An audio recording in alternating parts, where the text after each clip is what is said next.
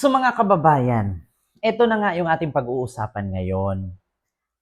Sabi nga ni attorney no, Christina Conte no, na mula sa ICC ay kasya pa naman daw po si Bato, si Albayalde at siyam pa na nasa sunod na magkakaroon ng arrest warrant sa ICC. Sabi nga ni attorney Conte, ito po, pakinggan nyo ha, sa interview po ito ni Christian Isguera.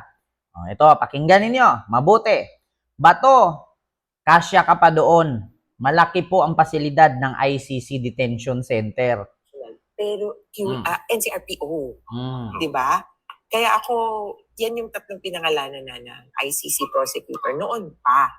Kaya sa kanila ako, ano ba to? May pustahan ba? Sa kanila ako pupusta. Na Bato, definitely. Pero Albayalde, tingnan natin.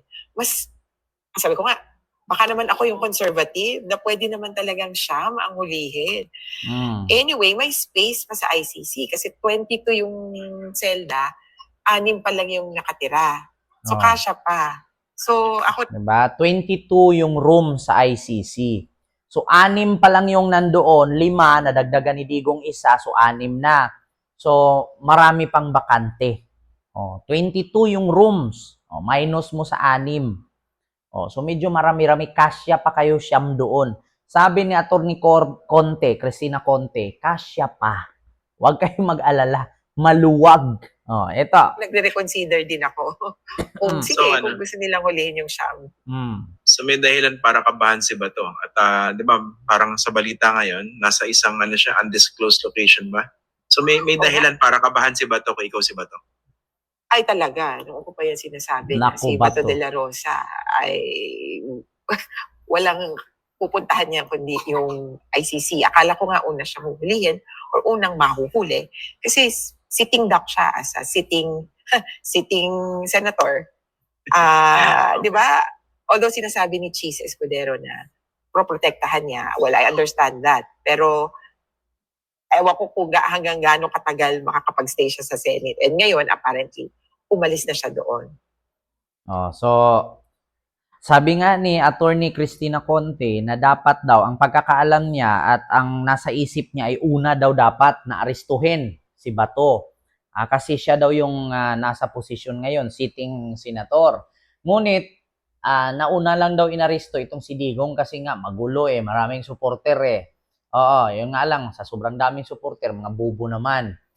So, si Digong ang inuuna, pero ang pagkakaalam daw talaga niya, ay si Bato daw talaga ang dapat unahin kasi siya yung nasa power. Ngayon, sabi nga niya na kahit sabi ni Chis Escudero na puprotektahan niya si Bato, kung hanggang kailan daw magtago si Bato or manatili sa Senate. Sa ngayon daw, wala na daw si Bato sa Senate. Continue natin. Okay. Good luck, Senator Bato. Natawa pa. Ito ba isang telling dun sa pagdinig kanina?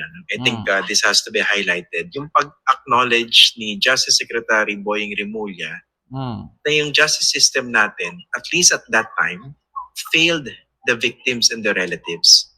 How significant yung ganong acknowledgement o pag-amin on the part of the Justice Secretary? Naku, important sa amin yan dahil matagal na namin dinidiin na lapit kami ng lapit sa korte, sa prosecutor, wala din, unang pala, sa police, walang investigasyon. Paglapit namin sa prosecutor, minsan nga DDS pa, hindi na tinitingnan yung substansya kasi natatakot din sila under the war on drugs program, parang baka ayaw namin madawit dyan. Kaya, para sa mga biktima, kanino kami lalapit? Huwag na lang. So ito yung klaro ito yung klaro, sabi ni Attorney Conte.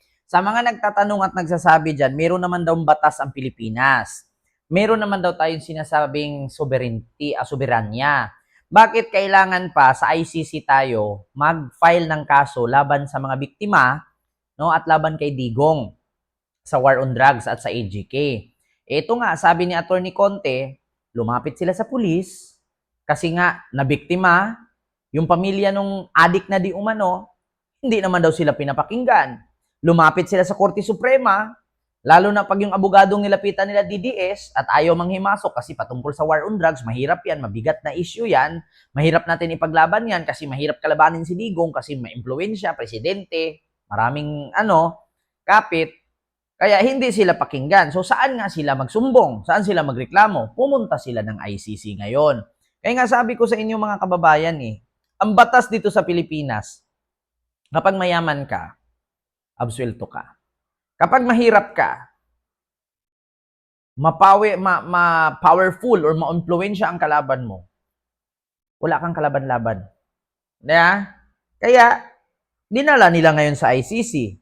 Sa mga nagsabi dyan na weak daw ang ating batas, which is hindi naman talaga weak. Ang problema lang, ang batas ng Pilipinas, pag mayaman, walang batas-batas. Pag mahirap, tsaka lang gumagalaw ang batas.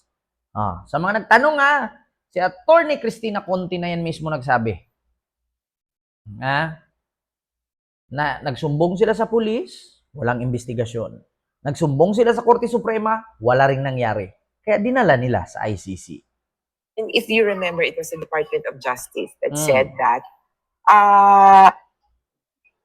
kumbaga, it was cooperative with the war on drugs entirely. Vitaliano Aguirre pa. Nung pumasok si Minardo Guevara, nagsubok siyang mag-imbestiga. Pero yung inimbestigahan niya, parang yung isolated incidents, yung 52, hindi niya tiningnan o hindi niya sinilip na yung presidente at si Bato at yung buong kapulisan ay involved sa isang proseso. Ay sabi ko nga, ganito na lang ba tayo lagi? Parang lapse of judgment. Wala ba tayong kikilalanin na responsibility na pangkalahatan? Ngayon, itong statement ni SOJ ay for the victims, medyo parang validating na, di ba? Sinabi na namin sa inyo. Sana lang moving forward, may maging action. Okay. Di ba? Nagreklamo na pala sila. Si Trillanes, si Alejandro ba yon? Ng Magdalo Groups, itong mga taga human rights, sa pulis, sa prosecutor, or sa Korte Suprema, hindi sila pinapansin, walang nangyari. Kaya, syempre, mahal nila ang taong bayan, mahal nila ang mga nabiktima sa war on drugs na hindi naman natin sure kung talaga bang addict, at pangalawa, hindi dinaan sa due process. Ito yung mahirap ipaliwanag sa mga DDS. Ano bang ibig sabihin ng due process? Ibig sabihin po ng due process, ganito yan. Sa batas sa Pilipinas, wala pong nakalagay sa anong pong artikulo or anong batas na kapag nakita kang nagdroga, patayin ka diretsyo. Walang ganun. Kapag nakita ka nagnakaw, patayin ka diretsyo. Walang ganun. Ang meron sa batas, kapag nakitang nagbenta, gumamit, hulihin o arestuhin, ikulong, kasuhan, at lilitisin. Pero wala sa saligang batas, or sa Philippine Constitution, na kapag nakita ka, na addict ka, nagdroga ka, papatayin ka diretsyo. Walang ganun. Only Duterte law. Batas ni Duterte yan. Pero hindi po yan batas ng Pilipinas, yung batas na ginawa ni Digong. Na pag nakita kang na ganun, patay ka agad. Walang ganun, Mars. Kahit sino po ang napakatalinong abogado na nanood sa akin ngayon, paki-comment kung anong artikulo sa batas, anong Republic Act yan, na nakasaad na kapag nakita kang nagdroga, babarilin ka. Wala po, di ba?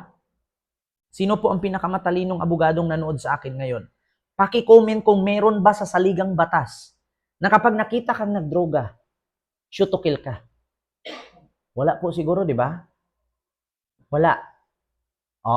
So yun ang ibig sabihin na hindi dinaan sa tamang proseso or due process. So kaya humarap ng kaso na crimes against humanity, si Digong ngayon. Torture, murder, and rape. So yun ang ibig sabihin ng due process. Kaya mga DDS, alam nyo na, hindi dinaan sa tamang proseso or due process yung pagtigok ni Digong sa mga adiktos. Kasi hindi porkit kitang nagdroga ka, papatayin ka agad, wala sa batas yan. Ang nasa batas, pag nakita kang gumawa ng krimen, arestuhin, hulihin, ikulong, litisin. Yun ang totoo. Pero wala sa saligang batas na pag nakita ka, patayin. Walang ganun. Di ba? So yun lang. Maraming salamat sa inyong lahat. Bato at siyam pa na aarestuhin sa sunod ng ICC. Kasya pa daw po kayo doon sa ICC facility. 22 ang selda, 6 lang ang nakatira. So yun lang, maraming salamat. God first. Thank you.